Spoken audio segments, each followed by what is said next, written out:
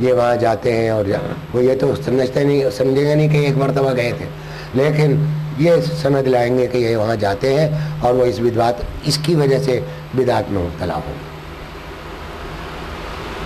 تو اس قبرستان کے معاملے کا یہ مسئلہ یہ ہے کہ اس طرح سے اگر کوئی عام آدمی چلا جائے ایک مرتبہ زندگی میں تو کوئی حرج نہیں، لیکن اس کا اہتمام کرنا بدعت ہے اور غلط ہے، اس کو افضل سمجھنا بہت غلط۔ اب ایک مسئلہ اور رہ گیا، وہ مسئلہ یہ ہے کہ اس رات میں کیا کرنا چاہیے، بزرگوں کا معمول کیا تھا، کیا اس رات کے لیے کوئی خاص مخصوص عبادت تھی جو حضور صلی اللہ علیہ وسلم نے کوئی تعلیم فرمائی ہو، اور بزرگ کیا کرتے تھے؟ تو ایک بات تو یہ سمجھ لیجئے کہ اس رات میں عبادت کا اہتمام تو سارے بزرگوں سے ثابت ہے، اور آج کے کا معاملہ نہیں ہے، بلکہ صدیوں سے اس پر عمل ہوتا آیا ہے۔ یہ بھی عرض کر دوں کہ نہ تو قرآن میں کوئی آیت ایسی ہے جو اس رات میں آپ کو کسی عبادت کی ترغیب دیتی ہو، سمجھا؟ اور حدیث میں جو یہ حدیث میں نے بیان کی تو اس میں تو یہ آتا ہے کہ مغفرت کی رات ہے، مغفرت مانگنے والوں کے لیے مغفرت ہے، رحمت مانگنے والوں کے لیے رحمت ہے۔ تو اس لیے قرآن میں تو کوئی نہیں ہے، عمل یہ ہے کہ عبادت کا اہتمام کرتے، لیکن کیسی عبادت، کیا عبادت، اور کیا شب قدر میں اور شب برات میں کوئی فرق ہے کسی فضیلت کے درجے کا یا نہیں ہے، اور اگر ہے تو کتنا ہے، اور عمل ہے تو کیا؟ یہ 2-3 سوال۔ ایک بات تو یہ سمجھ لیجئے کہ کوئی مخصوص عبادت اس رات کے لیے نہیں ہے، نہ حدیث میں، نہ قرآن میں، نہ صحابہ کے عمل میں، نہ بزرگوں کے عمل میں کوئی مخصوص عبادت نہیں ہے۔ اہم ترین عبادت نماز ہے۔ نماز کا اہتمام ہمارے بزرگ اس طرح کرتے تھے کہ شروع رات میں تھوڑی سی عبادت کرتے تھے عشاء کے بعد، جو لوگ پوری رات جاگنا چاہتے تھے وہ تو جاگتے تھے، اس میں تلاوت بھی کرتے تھے دوسرے بھی، اور میں نے اپنے بزرگوں کو اس طرح دیکھا کہ وہ پوری رات نہیں جاگتے تھے۔ میں مثلا والد صاحب کا عمل، ان کے بڑھاپے کا عمل ظاہر ہے میں نے دیکھا ہے، یعنی جوانی کا عمل تو نہیں دیکھا، ممکن ہے جوانی میں شاید پوری رات جاگتے ہوں، لیکن میں نے جو عمل دیکھا وہ یہ تھا کہ شروع رات میں تھوڑی سی عبادت کر کے سو جایا کرتے تھے، آخر رات میں اٹھتے تھے اور کم سے کم 8 رکعت نماز، وہ تہجد کی نیت سے 12 پڑھیں تو اور اچھا، لیکن کم سے کم 8 رکعت پڑھتے تھے۔ البتہ اس میں اہتمام یہ کرتے تھے کہ اس نماز میں قیام، رکوع، سجود یہ طویل کرتے تھے، یعنی تلاوت جتنی بڑی صورت بھی آپ کو یاد ہے وہ بڑی صورت قیام میں پڑھیں، اگر بڑی صورتیں یاد نہیں ہیں تو کئی صورتیں جو چھوٹی ہیں وہ ایک رکعت میں پڑھ لیں، پھر رکوع میں سبحان ربی العظیم آپ کہتے ہیں، اگر مسنون دعائیں یاد ہیں تو سبحان ربی العظیم کہنے کے بعد مسنون دعائیں بھی پڑھیں، اپنے مقاصد سے متعلق جو دعائیں آپ کو یاد ہوں وہ رکوع میں آپ مسنون دعائیں عربی میں، اردو پنجابی بلوچی میں نہیں کرنی ہے، تو سمجھا آپ، تو اور اس میں مسنون دعائیں رکوع میں کریں، پھر سجدے میں کریں۔ اب حضرت صلی اللہ علیہ وسلم کا وہ سجدہ کیا تھا؟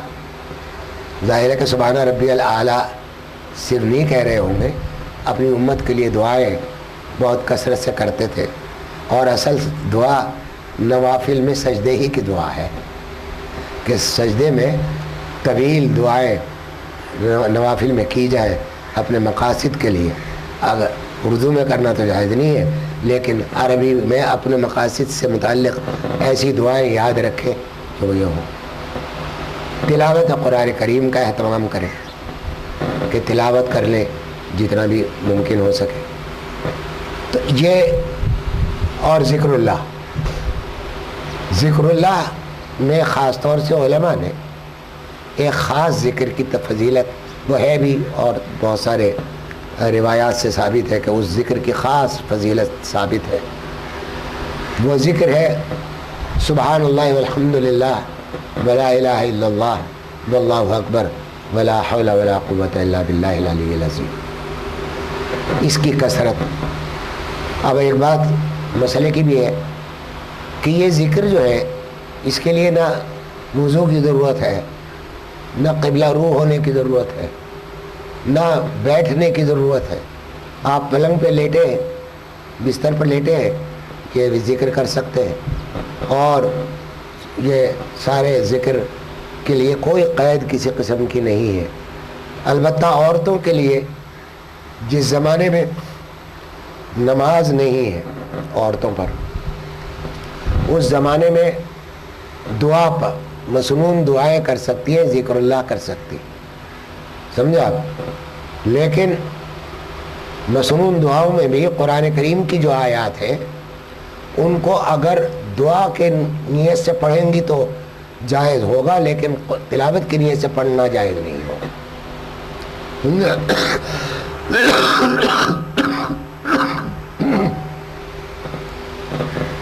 تو خلاصہ گفتگو عرض کر دیتا ہوں. خلاصہ یہ نکلا ساری گفتگو کا کہ مہینہ شعبان کا محترم مہینہ ہے، مبارک مہینہ ہے. اس میں اختلاف بھی کم ہے، میرے خیال سے شاید ہے بھی نہیں اختلاف، کیونکہ سبھی اس کو شعبان کے مہینے میں آن صلی اللہ علیہ وسلم کے روزوں کی کثرت کے سب قائل ہیں، اور آپ کی وہ دعا اس مہینے کو شامل ہے. لہذا شعبان کا مہینے کو غفلت سے گزارنا جو ہے اس کے لیے وعید آئی ہے کہ لوگ اس کو غفلت سے گزار دیتے ہیں، اس کا اہتمام نہیں کرتے. تو یہ مہینہ غفلت سے گزارنے کا نہیں ہے. لیکن کل کا دن آخری دن ہے، کوئی روزہ رکھنا چاہے تو رکھ لے، کوئی گناہ نہیں اور نہ کوئی ضروری ہے، سمجھے آپ. اس لیے روزہ رکھے گا تو روزے کا ثواب ملے گا، نہیں رکھے گا تو نہیں ملے گا. اور یہ تو ہے شعبان کی بات.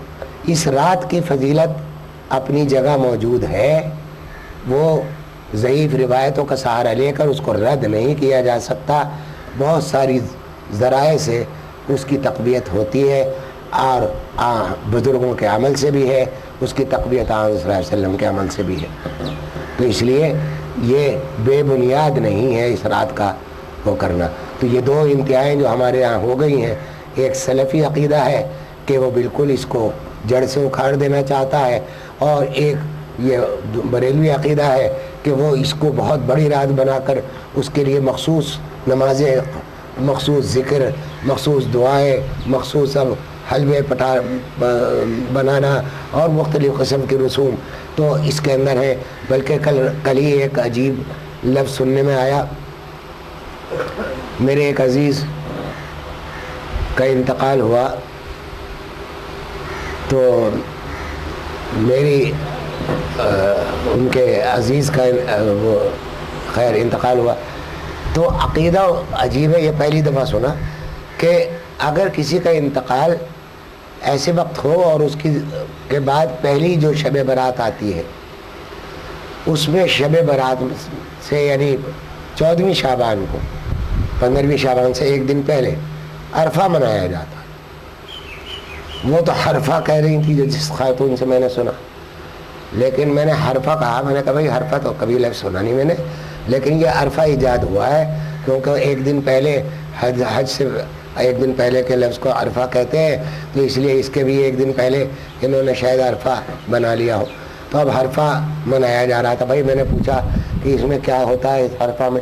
معلوم نہیں کیا کیا کہہ رہے ہیں، کچھ کھانے پکائے جاتے ہیں، کیا کیا ہوتا ہے، وہ اثارِ ثواب کیا جاتا ہے. خلاصہ یہ ہے کہ بدعات اس کے ساتھ وابستہ کر دی گئی ہیں. ایک جماعت نے یہ کیا, دوسری جماعت نے اس کی فضیلت سے انکار کر دیا. اعتدال کا راستہ یہ ہے کہ بھائی ہم تو لالچی لوگ ہیں, ہمیں تو اللہ تعالیٰ کی بخشش کی ضرورت ہے. جس کو جو رحمت کا محتاج ہے, جو بخشش کا محتاج ہے, وہ جاگے گا, وہ تو کرے گا. ہم دنیا کے معاملات میں جہاں ذرا سی امید ہوتی ہے کہ یہاں 2 پیسے کا نفع ہوگا, وہاں ہم بہت کوششیں کرتے ہیں اور وہ نفع موہوم ہوتا ہے. یہاں ایک عجیب بات بتا دوں کہ دنیا کے معاملات تو ایسے ہیں کہ جب تک کہ اس معاملے کو پورا نہ کیا جائے اس وقت تک اس کا نفع حاصل نہیں ہوتا, بلکہ اس کے بعد بھی نفع حاصل ہونا ضروری نہیں ہوتا. مثلا علمی ہے, اسکول میں آپ پڑھ رہے ہیں, میٹرک اگر کر لیا تو چلو ایک منزلت طے کی آپ نے, بی اے کیا, ایم اے کیا. جب تک یہ نہیں پورا ہوگا اس وقت تک کوئی نفع حاصل نہیں ہو رہا آپ کو. دین کا معاملہ یہ ہے کہ دین کا ایک لفظ بھی سیکھ لیا تو وہ اسی وقت منافع بخش ہے, چاہے آپ کسی منزل پہ پہنچے یا نہیں پہنچے. آپ نے نماز سیکھ لی, سبحان اللہ کہنا سیکھ لیا, ذکر سیکھ لیا, وہ منافع بخش ہے. بالکل اسی طرح دنیا کے کاموں میں ہم پیسے لگاتے ہیں کہ یہاں فائدہ ہو جائے گا, وہاں فائدہ ہو جائے گا, بڑی لالچ کے ساتھ لگاتے ہیں, اور جائز بھی ہے, لگانا چاہیے اگر جائز جگہ لگا رہے. تو اتنا اگر بھائی ہم دنیا کا محتاج ہے تو اس سے زیادہ دین کا محتاج. اور ہم تو بھائی میرا اپنا ذاتی معاملہ میں بتا رہا ہوں کہ مجھے الحمدللہ اس رات کے معاملے میں کوئی نہ کنفیوژن ہے نہ کوئی شبہ ہے. اس لیے کہ میں نے تو اپنے بزرگوں کو دیکھا ہے, اور وہ ایسے بزرگوں کو دیکھا ہے جن کی نظر حدیث پر بھی ہے, قرآن پر بھی ہے, فقہ پر بھی ہے. تو میں نے ان کے عمل کو دیکھا ہے, اور ان کے عمل کو دیکھ کے بھائی ہم عمل کرتے رہے ہیں. تو آج کی رات میں میری گزارش یہ ہے کہ جو لوگ بھائی باہمت ہیں وہ میں منع نہیں کرتا, جاگے رات بھر, اور کوئی مخصوص عبادت نہیں, جس طرف رغبت ہو, نوافل کی طرف رغبت ہو نوافل پڑھے, تلاوت کی طرف رغبت ہو تلاوت کرے, ذکر کی طرف رغبت ہو ذکر کرے. لیکن میرا معمول بہرحال میں کمزور آدمی ہوں, اور نیند کے معاملے میں بہت زیادہ حساس بھی ہوں کہ اگر نیند نہ ہو تو اگلا دن میرا بیکار ہو جاتا ہے. تو اس لیے, اور نیند آتی بہت کم ہے مجھے. رات میں مشکل سے شاید 3 گھنٹے یا 3.5 گھنٹے اس سے اتنا سو پاتا ہوں, اس سے زیادہ نہیں سو پاتا. 3.5 گھنٹے کون سے لگے تو 3.5 پونے 4 گھنٹے. اس کے بعد صبح میں فجر کے بعد سوتا ہوں تو وہ کسر پوری ہو جاتی. تو آج یہ کریں کہ مغرب کے وقت سے, ایک تو مغرب کی نماز میں 2 رکعت استغفار اور 2 رکعت حاجت. آج کی مغرب کی نماز میں اتنا کر لیں کہ 2 رکعت استغفار کی نیت سے کہ یا اللہ جتنے گناہ اب تک ہوئے, جن کا ہمیں احساس ہوا وہ بھی, جن کا احساس نہیں ہوا وہ بھی, جو ہم نے جس کو گناہ سمجھا وہ بھی, اور جن کو ہم نے گناہ ہی نہیں سمجھا, بہت سارے گناہ ہیں جن کو ہم گناہ ہی نہیں سمجھتے, تو وہ بھی ہمارے ایسے سب گناہ معاف فرما. اور آج کی رات میں ہمیں یا اللہ آپ نے کا وعدہ ہے کہ مغفرت کرنے چاہنے والوں کی مغفرت کرتے ہیں, رحمت مانگنے والوں کو رحمت دیتے ہیں.